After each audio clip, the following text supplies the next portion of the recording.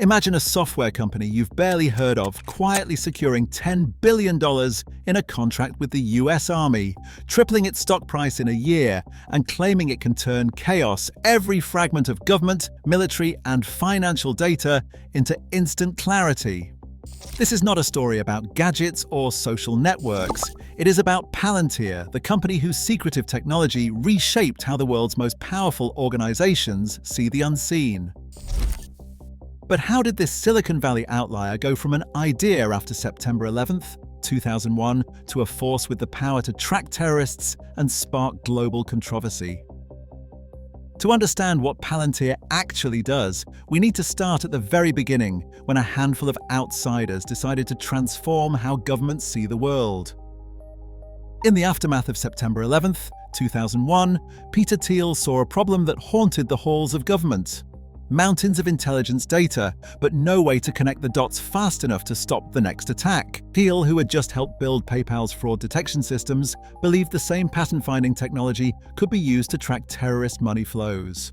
He reached out to Nathan Gettings, a PayPal engineer skilled in building prototypes, and to Alex Karp, a philosopher with a law degree and a restless mind for big questions. Together, they set out to build software that could make sense of the world's messiest, most sensitive data. Patterns. In May 2003, Thiel invested $30 million of his own money to get the idea off the ground. The company they founded was called Palantir, named after the seeing stones in Lord of the Rings that let you watch distant events and make sense of chaos. But this was not just another Silicon Valley startup fueled by venture capital. Within a year, the CIA venture arm In-Q-Tel invested $2 million. That early backing from the intelligence community gave Palantir access to secretive agencies and the kinds of problems that few outsiders ever see. Palantir. The founding team brought together different worlds. Thiel's belief in using technology for security, Karp's insistence on ethical boundaries, and Gettings's engineering skill. With money in the bank and a mandate from the highest levels of government, they began building a platform that would soon be deployed inside the most secretive corners of US intelligence. The resources and access from those first investments made it possible to turn theory into working software that would eventually be known as Gotham. Inside a locked government office, an intelligence analyst sits in front of a screen, surrounded by a sea of fragmented data. Before Gotham, connecting the pieces meant wrestling with spreadsheets, digging through emails, and waiting for updates from different agencies. Information moved slowly. Threats slipped through the cracks. Gotham changed that. The platform ingests everything: field reports, intercepted calls, satellite images, bank transfers, even social media posts, regardless of format or source. At its core is an ontology, a living map that defines how people, places, events, and assets are connected. Instead of searching for a single clue, the analyst can ask who moved money from this account, who met at this address, who called from this phone. Ontology-driven links let the analyst follow the trail in real time, showing a network where every node and edge can be traced back to its source. The workflow that once took weeks, cross-referencing documents, requesting files, and reconciling conflicting records, now happens in hours. Patterns emerge, risks are flagged, and the analyst can act before a threat becomes a headline. Reports suggest that Gotham's fusion of data and visualization played a supporting role in missions as significant as the hunt for Osama bin Laden, though exact details remain classified.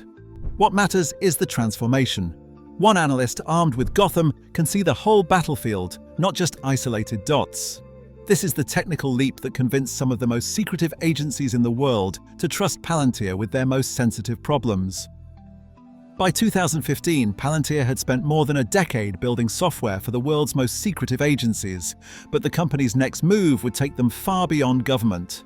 That year, Palantir launched Foundry, a platform designed for the chaos of commercial data. The approach was nothing like traditional enterprise software. Instead of selling off-the-shelf products, Palantir offered hands-on pilots, sometimes for less than $100,000. Their engineers didn't just deliver code, they embedded themselves inside client operations, mapping out the tangled web of databases, spreadsheets, and legacy systems that ran global businesses. At JP Morgan, Foundry was used to hunt for fraud, pulling together scattered transaction logs and customer profiles to spot suspicious patterns in hours instead of weeks. Airbus turned to Palantir to streamline aircraft manufacturing, using Foundry's taxonomy mapping to track thousands of parts and suppliers. The software created a living blueprint, a digital twin of the factory floor, so defects could be traced and fixed before they ever left the assembly line. This high-touch model wasn't cheap, but it worked. Clients got control over their own data with full transparency into how information moved and decisions were made. Foundry didn't just connect systems, it let organizations see the logic behind every link, every workflow, every outcome. For the first time, the same tools that once tracked terrorist networks were helping Fortune 500 companies untangle their own complexity. The era of Palantir as a shadowy defense contractor was ending. The company was now a partner to some of the world's biggest enterprises, laying the groundwork for the next wave of AI-driven operations.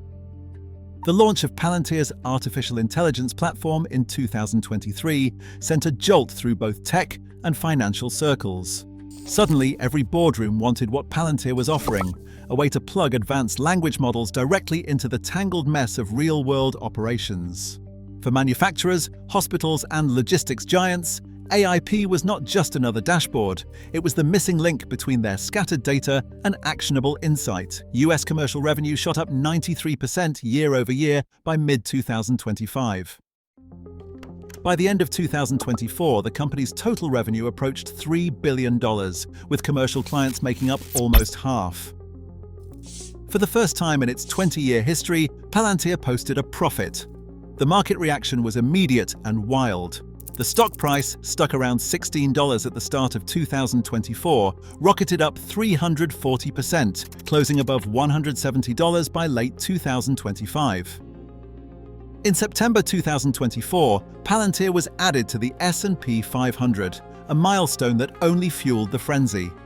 Analysts debated whether the company was simply riding an AI bubble or had become the backbone of a new kind of digital infrastructure. For investors, the numbers spoke for themselves. Army procurement officers gathered in August 2025 to finalize a deal that would reshape military software spending. The agreement had a ceiling of $10 billion over 10 years. It did not just buy Palantir's technology, it consolidated 75 separate contracts into a single sprawling enterprise framework. For the Army, this meant one vendor to manage everything from battlefield logistics to personnel analytics, streamlining what had been years of fragmented, overlapping projects. For Palantir, it meant a decade-long foothold at the heart of military operations. The scope went beyond just the Army. That same year, Palantir secured an $823 million contract for Army intelligence systems, a $385 million agreement with the Department of Veterans Affairs, and nearly $1 billion with the Navy. More than $900 million in new federal contracts landed in 2025 alone. Each deal locked agencies deeper into Palantir's platforms, making it costly and complicated to switch providers. Agency AT leads now faced a future where their most sensitive data, training, and workflows depended on a single company's software. The age of short-term pilots was over. With these multi-year agreements, Palantir became not just a contractor, but an essential part of the federal government's digital infrastructure. In 2018, Palantir's work with Immigration and Customs Enforcement, known as ICE, spilled into the public spotlight.